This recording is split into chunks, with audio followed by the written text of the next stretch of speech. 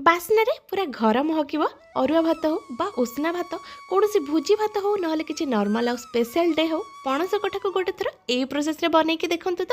कठा तो आप सब या निज पसंद ही बनाऊे गोटे थर मो स्टाइल ये नुआ उपाय कठा बनईकी देखु देखिए घर समस्त को बहुत ही पसंद आसवा सहित भोजी भात में मांस तरकारी को टक्कर देला भाई रेसिपी बनईकी रेडी हम जहाँ खाइबा भारी स्वादिया लगे।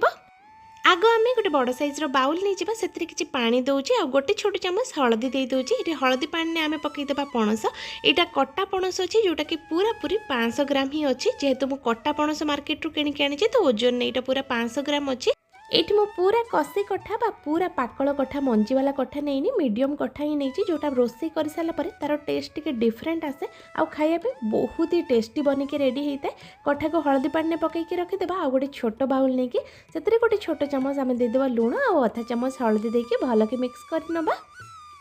एबे बसई नबा गोटे ससपट से मुझे देदे सोरष तेल आप सोरष तेल ही रेसिपी को बनईकी नेबे देखिए टेस्ट बहुत ही भल आसो। तेल गरम हो गला ये गोटे बड़ सैज्र आलू को 4 फाड़ करके काटिकी नहीं से आलू को एथरे दे दूची आ ऊपर कभर करके किसी समय एपट सेपट करके आलू को आम भाजी नबा। भजा आलूर टेस्ट ये रेसिपी बहुत ही बढ़िया आसो।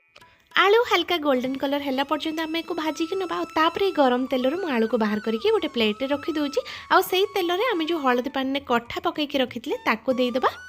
कठा जिते आप तेल देवे पानी को भल भाव पूरा चिपुड़ी देवे जमती कि अधिका पानी रही आउे एक आम देदेबा ताऊपर आम देदेबा लुण आ हलदी जो लुण हलदीर पानी आम मिक्स करके रखी ताकू देदेबा द्वारा कठा बिल्कुल भी चिपचिपा हेनी आ कठार जो अठा अंश अच्छी से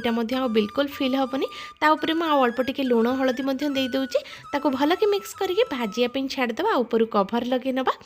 लो टू मीडियम फ्लेम रे कभर करके 3 ରୁ 4 मिनिट को भाजी सारा यार कलर देखो गोटे डिफरेंट कलर टिके हल्का गोल्डन आसी जाइए आ गोटे भी कठा तले चिपकिनी बा पोड़ीनी जिते आप जेकोसी रेसिपी बनाऊँ तल बेसटा जब हल्का टिके मोटा थी देखिए रेसिपी आपंकर बिल्कुल भी पोड़बनी ये मुझे यूज कर आगार कंपनी 3.5 लिटर ट्रिपल लेयर गोटे कुकवेयर ससपट जोटा कि आप आमाजन बहुत ही इजिली पाइबे जोटा आप गैस रे बनई पारे इंडक्शन में बसई पारे। या पूर्व वीडियो टमाटो आचार और टमाटो सॉस रे मुझे सॉस पाउडर यूज करी जहाँ कि मतलब पर्सनाली बहुत सारा मेसेज आसला दीदी यहाँ कौटू आनी आमाजन लिंक मुझे डिस्क्रिप्शन देदेवी आपको आराम से जाकि से परचेस करेंगे। देखो यहाँ के हेवी अच्छी आ सबुठ भल कथा क्लीन करा आपको बहुत ही इजी हम एकदम डिश वाशर से।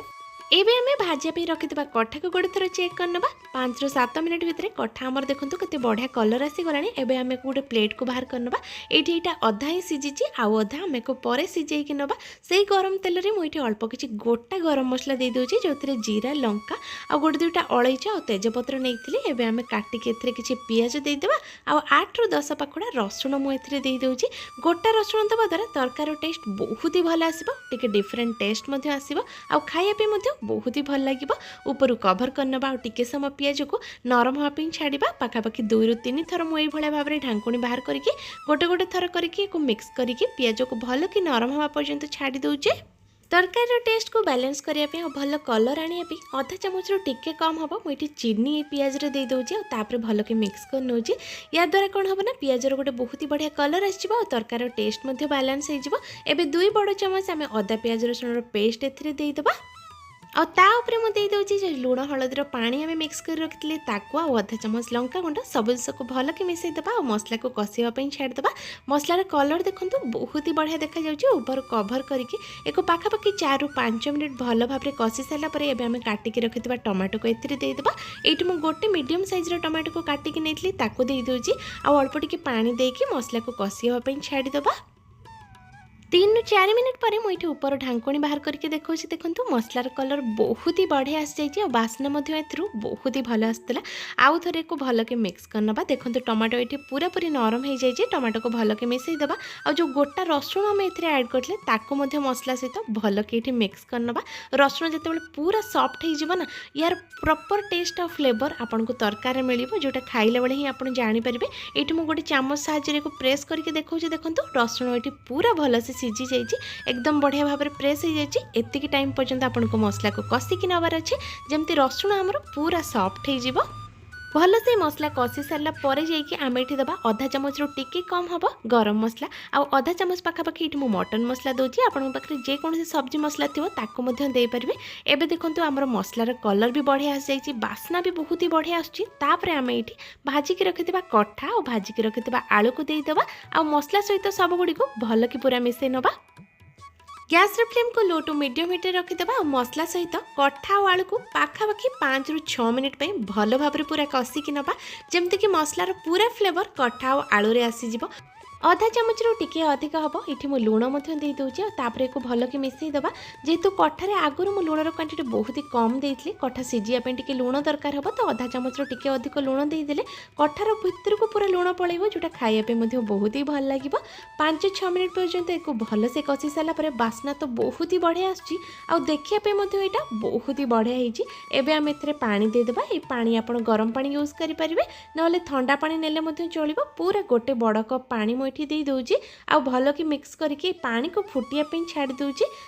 टिके समय पर आप देखिपारे झोल हल्का टिके फुटी आसपर आम गैस फ्लेम को ऑफ कर नबा। ये गोटे प्रेसर कुकर मुझे झोल आलू और कठा को से प्रेसर कुकर रे देदेबा। यही प्रोसेस रे गोटे थर आप कठा रेसिपी को बनई के देखो ग्यारंटी देखिए आपको बहुत ही टेस्टी लगे। आगुरी जिते भी प्रोसेस रे आप कठा तैयारी करछन्ते गोटे थर ये प्रोसेस को फॉलो करके मत निहाती कमेंट रे जनइबे। ऊपर आउ अधा कप आम पानी देदेबा और ऊपर लिड लगे सिम रे रखिकी गैस फ्लेम को आम ये 2टा सीटी हवा पर्यंत वेट कर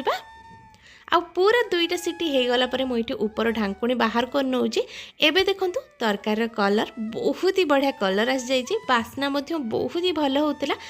देखिए तो यहाँ पूरा पूरी मांस तरकारी पर ही लगुच बनइबा प्रोसेस आपको टी डिफरेंट ही लगी या ऊपर आम देदेबा अल्प किसी धनिया पत्र। ये मुझे यार बहुत ही कम झोल रखी एकदम मोटा ग्रेवी रखी आपड़ चाहिए आउ अधा कप रू गोटे कप पानी देकी एक भल कि मिक्स करके फुटिया छाड़ी पारे आउ टे पतला झोल बनई पारे। एवं आमर कठा तरकारी बनिकी रेडी हो जाइए गरम भात ठू आरंभ करके रुटी परोटा पूरी सहित आपको बनईकी देखंतु आउ ग्यारंटी सबुथिरे रेसिपीटी खाइबा बहुत ही टेस्टी लगे। ये गोटे पीस मु उठे देखा देखो ये केते नरम बनी केते तुलतुलिया बनी आ टेस्टी बनी खरा दिने निहाती गोटे थर यही प्रोसेस रे बनईकी देखो। आज रेसिपीटी जब पसंद आसो लाइक करनी कमेंट करनी आ चैनल नुआ अच्छा सब्सक्राइब तो निहाती भाव में करनी।